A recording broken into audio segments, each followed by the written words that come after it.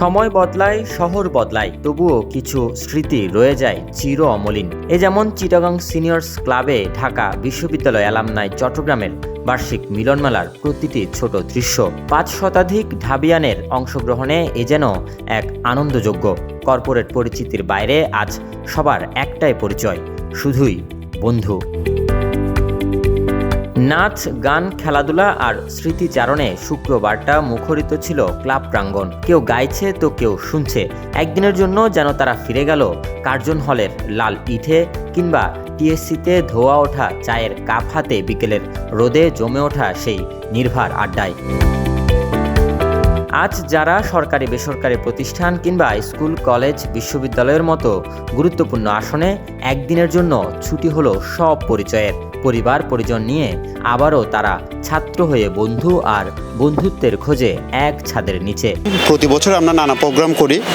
এখন আমরা এইসব প্রোগ্রামের বাইরেও মানুষজনকে হেল্প করার জন্য অতীত এবং ভবিষ্যতে যারা আসবে তাদেরকে কানেক্ট করার জন্য চেষ্টা করি। এই দিনটা আমাদের কাছে সে কারণে অসাধারণ। প্রিয় প্রাঙ্গণ, আমাদের কার্জন হল, আমাদের টিএসসি, আমরা ভুলে গেছি সব কিছু, কিন্তু এই এখন একটা আয়োজনের মাধ্যমে আমাদের পুরনো সেই ইতিহাসকে আমরা আবার নতুন করে স্মৃতিতে জাগ্রত করতে পারি। এটা অসাধারণ একটা বিষয়।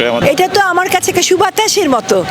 আমি চট্টগ্রামে বসে ঢাকা ইউনিভার্সিটি স্বাদ পাচ্ছি, আমার স্বপ্নগুলো ফিরে পাচ্ছি আমি।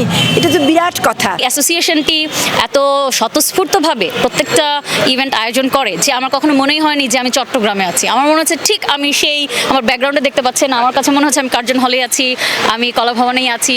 মঞ্চে গান বাজে, ছবি উঠে, কিন্তু সবচেয়ে বড় আয়োজনটা পর্দার আড়ালে। নিয়ম করে দেখা না হওয়া বন্ধুদের সাথে হঠাৎ দেখায়, জমা থাকা আড্ডার যেন শেষ নেই। দীর্ঘ আলাপ, একসাথে তোলা পুরনো ছবির গল্প আর সেই নীরব আলিঙ্গন। কথার ফাঁকে ফাঁকে ফিরে আসে জীবনের সেরা সময়গুলো। এই মিলন মেলা শুধু পুনর্মিলন নয়, নিজেকে আবারও তারুণ্যে খুঁজে পাওয়ার দিন।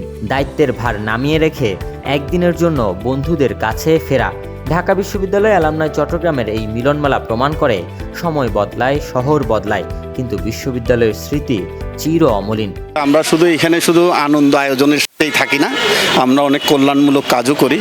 আমরা যে জাতীয় দুর্যোগে, যেমন এই যে বন্যা, সিলেটের বন্যায়ও আমরা পাশে ছিলাম, এবং চট্টগ্রামের যে ফেনীর বন্যা, ওটাতেও আমরা পাশে ছিলাম। যে কার্জন হলের সামনে আমি দাঁড়িয়ে আছি, এই কার্জন হলকে আমরা সবসময় ধারণ করি, এই টিএসসিকে আমরা ধারণ করি।